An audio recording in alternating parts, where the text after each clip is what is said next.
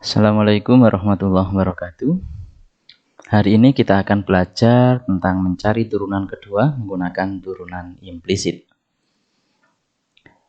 Di contoh soal ini, coba kita kerjakan bersama-sama. Tentukan Y double aksen atau D kuadrat Y per dx jadi turunan kedua ya, Y terhadap X.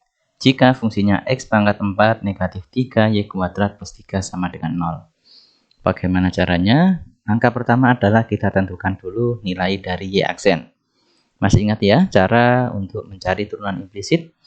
Jadi karena di sini diturunkan terhadap X, jadi kalau fungsinya hanya X saja maka diturunkan biasa X pangkat 4 menjadi 4X pangkat 3. Namun selain variabel X maka kita harus menambahkan Y aksen ya, atau DY per DX. Nah, seperti hanya negatif 3Y kuadrat. Nah, ini turunannya kalau terhadap Y negatif 6Y. Nah, karena di sini diturunkan terhadap X, ini variabel Y saja, maka harus ada Y aksennya. 3 konstanta diturunkan sama dengan 0 ya, ditambah 0 sama dengan 0. Jadi hasilnya adalah 4X pangkat 3 negatif 6Y Y aksen sama dengan 0. Sehingga didapat Y aksennya sama dengan 4X pangkat 3 per 6X. Nah, ini baru turunan pertamanya ya.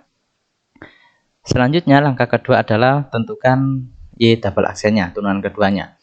Nah, di sini ketika kita turunkan sehingga ini ya, dari fungsi ini 4X pangkat 3, 12X pangkat 3 negatif 6. Lah, di sini ada Y sama Y aksen. Nah, Y kali Y aksen ini merupakan variabel yang berbeda. Jadi bisa kita ibaratkan untuk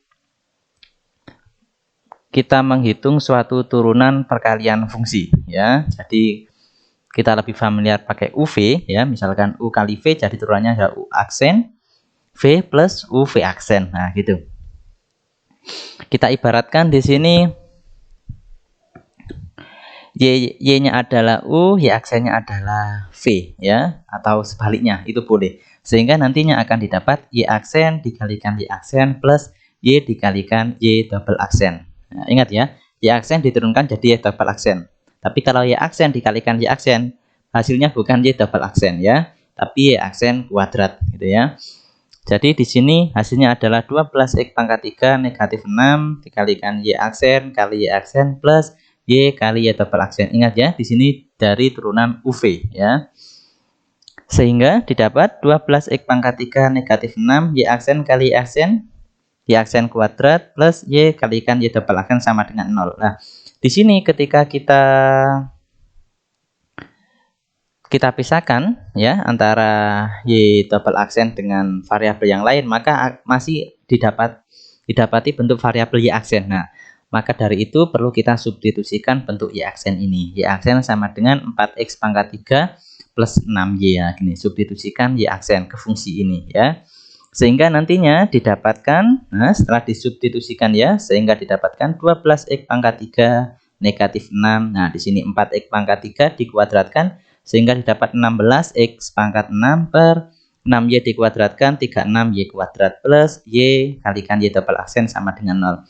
Sehingga ketika kita kalikan satu-satu didapatkan 12X pangkat 3 negatif 8X pangkat 6 per 3Y kuadrat negatif 6Y dikalikan Y double aksen sama dengan 0. 8 per 3 ini dari mana? Ini disederhanakan ya. 6 kali 16 ini 96 dibagi 36.